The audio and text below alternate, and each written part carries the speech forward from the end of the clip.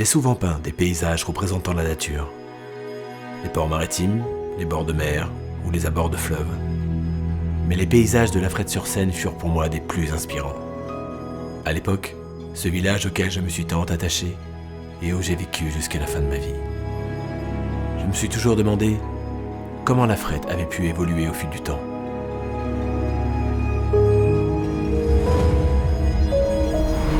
Et puis, l'impensable se produit. Me voici de retour, 75 ans plus tard, au bord de ce fleuve, prêt à découvrir ce que ma ville est devenue.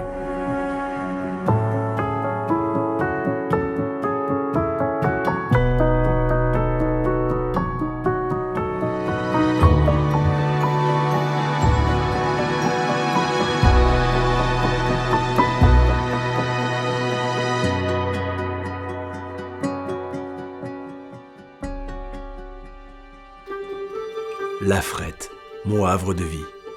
Celle que j'ai souvent dépeinte et peinte sous ses plus beaux atours, je te retrouve comme figé par le temps au pied de ton église.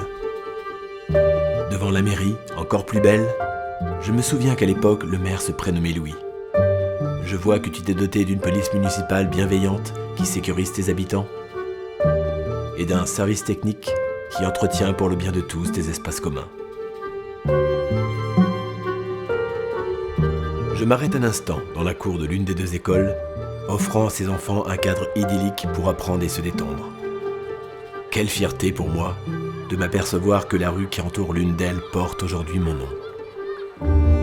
Je découvre ta bibliothèque qui me rappelle Jacques Chardon et Roger Icor.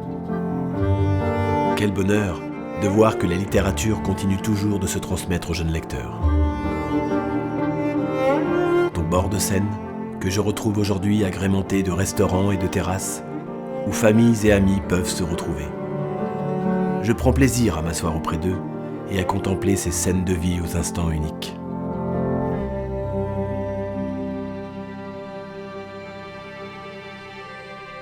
Je revis en cet instant ces moments passés ici en famille, entre amis, ou seul immortalisant sur ma toile le passage d'une péniche au loin. Quelle jolie promenade au fil de l'eau, le long de cette étendue de verdure propice aux souvenirs.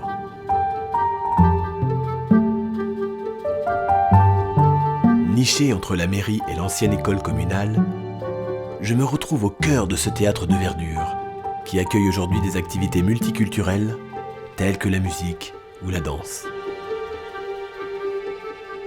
En 1947, Marcel Bernard remportait Roland-Garros. Quelle victoire! Quelle belle idée cette base de loisirs qui accueille aujourd'hui de nombreuses associations sportives. Plus tard, au détour d'une impasse, je me sens comme attiré inexplicablement par cette œuvre au fond de cette galerie. Mon ami Matisse aurait été aussi surpris que moi de voir ce que l'on arrive à faire aujourd'hui avec des pinceaux. Et puis, sans pouvoir contrôler mon geste, l'œuvre jaillit du tableau, flottant comme par magie dans l'espace. La technologie d'aujourd'hui dépasse vraiment tout entendement. Comme téléporté dans cette ancienne école devenue au fil du temps un théâtre, je me retrouve plongé dans l'univers de César Franck, mémoire d'antan que ce lieu a su conserver.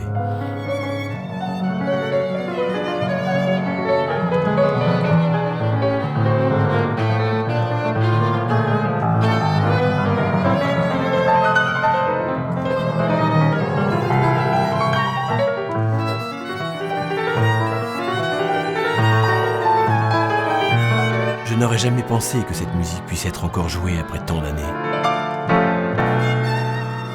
Par quelle magie a-t-elle traversé le temps ? Le temps, il ne m'en reste presque plus.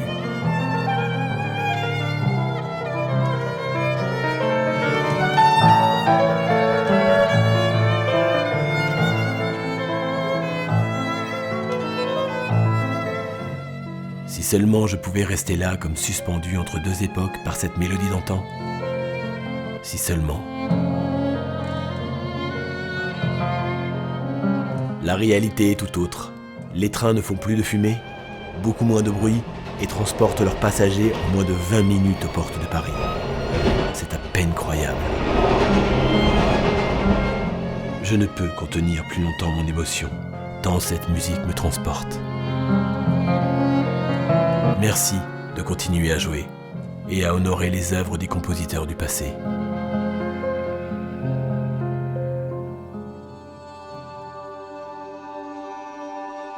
Pouvoir contempler une dernière fois du haut de ton viaduc ce panorama dont j'aurais pu peindre chacune de ses couleurs.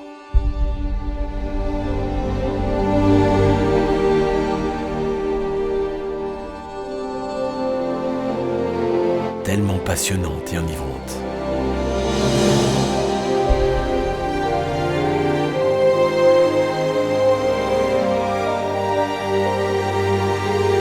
Ma Frette, tu es toujours aussi belle. Me retrouver devant ce monument où je partage avec toi cet instant de recueillement, pendant lesquels tes jeunes honorent toujours ceux qui ont construit ton passé.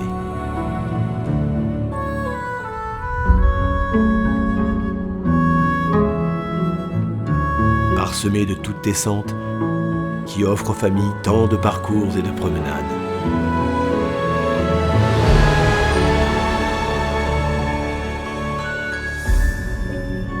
Tu m'offres même l'opportunité de passer de l'autre côté, sur l'autre rive qui est aussi la tienne, offrant à chacun le temps de pouvoir te redécouvrir tout au long du chemin de halage. Avec ou sans le vent, tu permets à tes navigateurs de remonter la Seine, tels des Vikings partis conquérir Paris.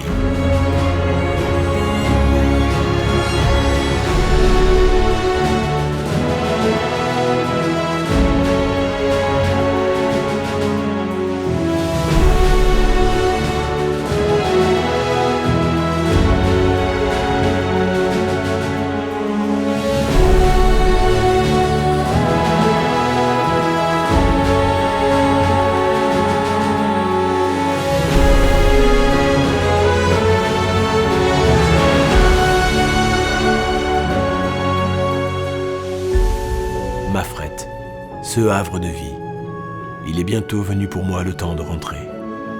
Je garderai ces souvenirs à jamais, cette parenthèse temporelle passée à tes côtés.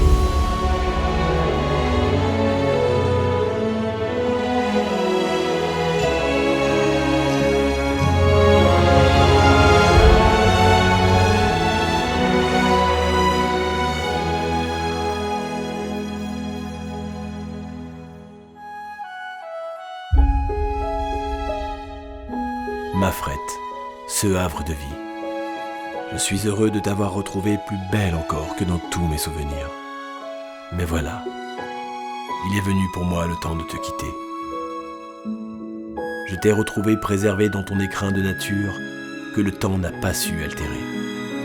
Je te laisse donc rassuré et confiant entre les mains bienveillantes de tes habitants qui ont su faire de toi tout au long de ces décennies la perle que tant de villes du Val d'Oise nous envient.